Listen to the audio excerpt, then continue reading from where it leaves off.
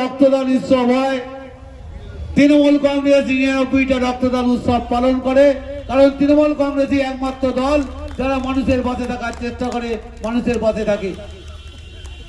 তাই আমার পঞ্চায়েত সমিতি এলাকার, আমাদের ব্লক এলাকার প্রতিটা গ্রাম পঞ্চায়েত এলাকায় আপনারা দেখবেন দলীয় রক্তদান শিবির তৃণমূল কংগ্রেস যা করে, কোথায় ছিটিয়ে চাটিয়ে হয়তো একটা দল, হয়তো মার্ক্সবাদী কমিউনিস্ট পার্টি ছিটিয়ে চাটিয়ে একটা জায়গায় দু এক জায়গায় করে। মশাট অঞ্চল তৃণমূল কংগ্রেসের উদ্যোগে চলছে এখানে রক্তদান শিবির, পাশাপাশি বিএলও 2 এবং এখানকার কর্মীদের জন্য এক সংবর্ধনার আয়োজন করেছেন পঞ্চায়েত প্রধান সঞ্জিত দাড়ি। পাশাপাশি 2026-এ ইলেকশনে যে আবারও সবুজ ঝড় উঠবে তা ফের পরিষ্কার করলেন এখানকার নেতৃত্বরা। সারাদিন ধরে এখানে কি চললো দেখাবো এনি বাংলার পর্দায়।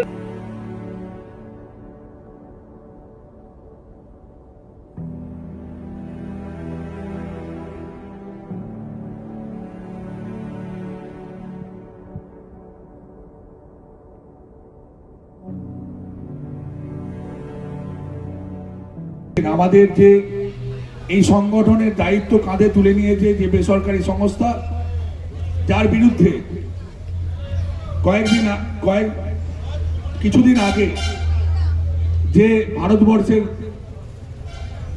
একজন শাসক দল তার এজেন্সি যেভাবে হানা দিয়েছিল, সেই আইপ্যাক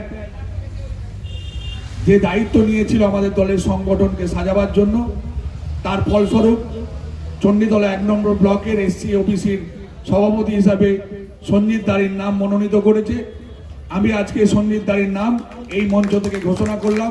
1 নম্বর ব্লকের তিনি দায়িত্ব পেয়েছেন, এর সঙ্গে সঙ্গে মশাট অঞ্চল এবং প্রধানের দায়িত্ব পালন করছে। আমরা 1998 সালের ফার্স্ট ডে থেকে দল করা ছেলে। আমরা মমতা বন্দ্যোপাধ্যায়, অভিষেক বন্দ্যোপাধ্যায়ের আমরা দলের একজন সাধারণ সৈনিক। দল যখন যায় দায়িত্ব দেয় আমরা পালন করে আসছি, সবাই জানে, আমরা আগামী দিনেও করব। আমাদের এই নির্বাচনের লড়াই আমরা এই এলাকার সমস্ত আমাদের যারা এসসি পরিবার আছে, যারা ওবিসি পরিবার আছে, যারা সাধারণ মানুষ আছে, সবাইকে আমরা সংগঠিত করে আগামী 26-এ আমাদের একটাই লক্ষ্য। আজকে রক্তদান উৎসবের আমি মঞ্চে বলেছি, একটাই প্রতিজ্ঞা, একটাই লক্ষ্য। আগামী 26-এ নির্বাচনে আমার গ্রাম পঞ্চায়েত মশাট অঞ্চল তৃণমূল কংগ্রেস নেতৃত্বে আমাদের গ্রাম পঞ্চায়েত এলাকায় আমরা দলের প্রার্থী, দল যাকে প্রার্থী করবেন আমরা মশাটের সর্বোচ্চ ভোটে লিড দেবো, এটাই একমাত্র টার্গেট। এবং আমরা বিজেপিকে বুঝিয়ে দেবো যে এই এলাকার মাটি আকবরী খন্দকারের তৈরি করা শক্ত মাটি। এই এলাকার মাটি দল, আপনারা একটা কথা জেনে রাখুন, 1998 সালে দল প্রতিষ্ঠিত হওয়ার পর, তৃণমূল কংগ্রেস প্রতিষ্ঠিত হওয়ার পর দলের প্রথম রাজনৈতিক সভা ছিল এই মশাট বাজারের পবিত্র মাটিতে। তৎকালীন আমাদের সাংসদ, প্রিয় সাংসদ আকবরী খন্দকার, অজিত পাঁজা এবং মণিশঙ্কর রায়কে নিয়ে নেত্রী মমতা বন্দ্যোপাধ্যায় মশাটের পবিত্র মাটিতে দলের প্রথম সাংগঠনিক সভা করেছিল মশাট বাজারে। তাই মশাটের মাটি তৃণমূল কংগ্রেসের শক্ত ঘাঁটি।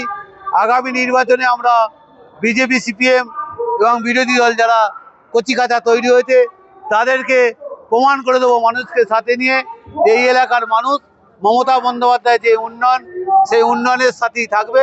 এই এলাকার মানুষ বাংলার যে উন্নয়ন এবং তৃণমূল কংগ্রেস সৈনিকদের যে লড়াই, এসআইআর শুরু হওয়া থেকে শুরু করে গতকাল পর্যন্ত মশাট অঞ্চলে হিয়ারিং চলেছে, সেই হিয়ারিং পর্যন্ত এবং সারা বছর 365 দিন তৃণমূল কংগ্রেস কর্মীরা যে লড়াই দিয়েছে, আমাদের লড়াই, আমি মঞ্চ বলেছি, এখনো বলছি, আমাদের লড়াই সেই দিন থামবে যেদিনকে আমরা চতুর্থবারের জন্য বাংলার মসনদে মমতা বন্দ্যোপাধ্যায়কে আমরা বসাবো।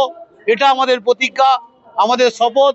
এবং এই এলাকার বিজেপি গুটি কয়েক কর্মী যারা আছে তাদেরকে বুঝিয়ে দেবো, শুধুমাত্র হিন্দু মুসলমানের মধ্যে ধর্মে ধর্মে সংঘাত লাগবে, মানুষের মন জেতা যায় না। মানুষের মন জিততে গেলে লড়াই করতে হবে, মানুষের মন জিততে গেলে রক্তদান শিবিরের মতো উৎসব করতে হবে। গরিব মানুষকে সহযোগিতা করার জন্য মানুষের মন জিততে গেলে তাদের পাশে থাকতে হবে। দেখুন, কে বসন্তের কোকিলের মতো যে সভা করে যাচ্ছে এটা আমাদের কাছে দেখার বিষয় নেই। পশ্চিমবাংলার মাননীয় মুখ্যমন্ত্রীর নেতৃত্বে এবং আমাদের নেতা অভিষেক বন্দ্যোপাধ্যায়ের নেতৃত্বে বাংলায় যে উন্নয়নের কাজ চলছে, সেই উন্নয়নের কাজ করতে গিয়ে আমরা মানুষের কাছে বহুবার সভা করেছি, সমিতি করেছি, এবং বর্তমানে আজকে যে এসআইআর নিয়ে আজকে যেভাবে পশ্চিমবাংলার মানুষকে রাস্তায় নামিয়েছে, পশ্চিমবাংলার একদম শিডিউল কাস্ট, শিডিউল ট্রাইব, যে সমস্ত মানুষরা একদম, যে সমস্ত মানুষদের কাছে তার বাড়ি ঘর নেই, হয়তো সে হয়তো একটা মাটির বাড়িতে আছে, এবং বিভিন্ন এরকম ভাবে গরিব মানুষদের যেভাবে হয়রানি করছে, এবং বিশেষ একটা সম্প্রদায়ের মানুষকে যেভাবে হয়রানি করার চেষ্টা চলছে, তার বিরুদ্ধে তৃণমূল কংগ্রেস লড়ছে। এসআইআর তো ভালো জিনিস। এসআইআর মানে কি? এসআইআর মানে হচ্ছে একদম নিখুঁতভাবে তার ভোটার লিস্ট তৈরি হবে, কিন্তু এসআইআর মানে এটা নয় যে ভুল সংশোধন করা। ভুল সংশোধন 8 নম্বর ফর্ম ফিল আপ করলেই ভুল সংশোধন হয়ে যাবে। আমার নাম মলয় কুমার খাঁ, মলয় খাঁ কোথাও হয়ে আছে, আমি 8 নম্বর ফর্ম ফিল আপ করবো, সংশোধনী ফর্ম ফিল আপ এতদিন ধরে করে আসছে, তো ভুল সংশোধন ফিল আপ করলে ঠিক হয়ে যাবে।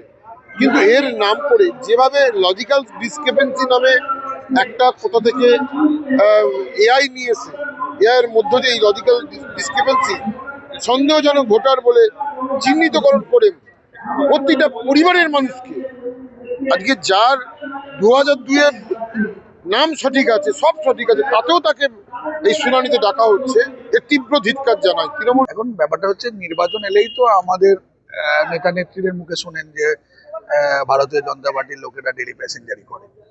ওরা আসবে, ওরা যাবে, ওরা সিবিআই করবে, ওরা এজেন্সি লাগাবে। তৃণমূল কংগ্রেসের মানুষ তৃণমূল কংগ্রেসের সঙ্গে আছে। আর এসআইআর সিস্টেমটা তো প্রত্যেক স্টেটেরই প্রয়োজন আছে, কিন্তু এই এসআইআর 1 মাসে 3 মাসে হয় না। এসআইআরটা করতে গেলে, এসআইআর মানে কি, আমরা এসআইআর দেখেছি যে মৃত ভোটার, বিবাহ হয়ে গেছে, স্থানান্তরিত হয়ে গেছে, ভুয়ো ভোটার, একটা ত্রুটিমুক্ত ভোটার লিস্ট তৈরি করাকে এসআইআর বলতো। এখন এই এসআইআর তৃণমূল কংগ্রেসের ভোটারকে, বৈধ ভোটারকে বাদ দেওয়ার চক্রান্ত করে 1 মাসের মধ্যে কি 3 মাসের মধ্যে এসআইআর করতে হবে, এটা এসআইআর বলে না, এটা বিজেপির একটা চক্রান্ত।